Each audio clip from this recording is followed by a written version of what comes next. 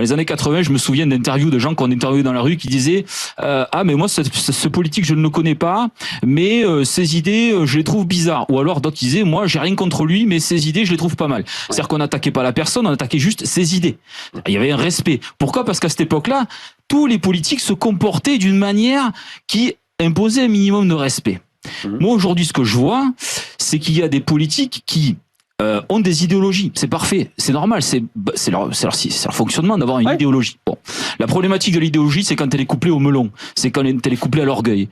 Moi, je vois des politiques aujourd'hui qui ont un melon, mais hallucinant, et le problème, c'est quand c'est couplé ça au manque d'humilité, l'idéologie couplée au manque d'humilité, on obtient ce qu'on dit depuis tout à l'heure, c'est-à-dire des politiques qui sont complètement déconnectés parce qu'ils sont persuadés d'avoir la vérité. Nous avions monsieur François Calfon. Et on avait monsieur Léaumont à côté. En face d'eux, en visio, il y avait le patron d'une des plus grandes entreprises d'Europe d'implants dentaires. François Calfon, qui se gourre, mais lamentablement, sur les remontées de dividendes dans les holdings. Il nous a dit des conneries. Est-ce que vous avez une holding qui chapeaute votre entreprise ? Non seulement j'ai une holding, mais ce que je peux vous dire, c'est que le taux de taxation est le même partout. Donc, non. Les résultats remontés dans la holding sont pas les mêmes. Ils sont exonérés jusqu'à 95%. Donc, vous pouvez pas dire ça, monsieur. Si aujourd'hui une entreprise lambda paye sur son résultat un impôt, donc quel qu'il soit, donc les petites entreprises vont payer un impôt réduit, les entreprises un peu plus grandes paieront un impôt donc à 30%, parfaitement. Là-dessus, cet impôt, vous l'avez payé. Ensuite, c'est les bénéfices. Donc vous, ce dont vous me parlez, ce sont les bénéfices. Oui, l'impôt sur les sociétés, ça s'appelle, oui.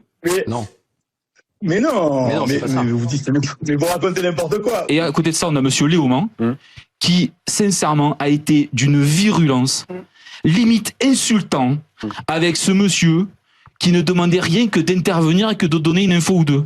Moi, j'aimerais bien qu'on entende les salariés plutôt que le multimillionnaire qui défend le fait qu'il soit moins taxé, parce que là, les discussions, les échanges qu'on a. Attendez, je vous ai laissé très tranquillement parler. D'abord, moi, je vous ai pas insulté, et moi, j'étais Monsieur, je vous ai pas insulté. Je vous ai pas insulté. Vous avez parlé de vos salariés. Vous avez pas à me parler de multimillionnaire, ce que je suis pas. Moi, quand je suis dans la rue, on vient de dire que votre patrimoine c'est 600 millions d'euros. J'ai marché samedi avec mes salariés, donc très bien. Vous faites ce que vous voulez, monsieur. C'est très intéressant tout ça.